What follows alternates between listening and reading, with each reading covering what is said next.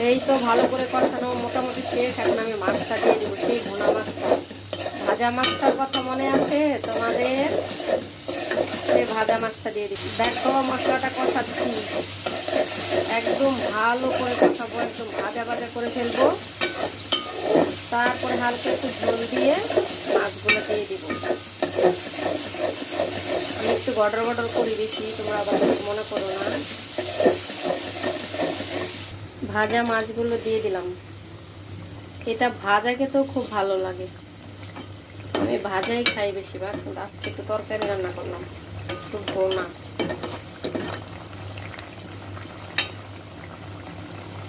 এখন শুধু আরেকটু ঝোল টানবে তো আমার রান্না কমপ্লিট হয়ে যাবে। এটা হলো অরিজিনাল কালারটা রান্নার, আরেকটু ঝোল কমবে। এখন একটু ঢাকনা দিয়ে রেখে দিব। তো টাটা, বাই বাই, সবাই ভালো থাকবা। আজকের মতো এই পর্যন্তই। আর আমার ইউটিউব চ্যানেলটাকে লাইক ফলো দিয়ে পাশে থাকবা। আল্লাহ হাফেজ। এই হয়ে গেছে আমার ট্যাংরা মাছ ভোনা।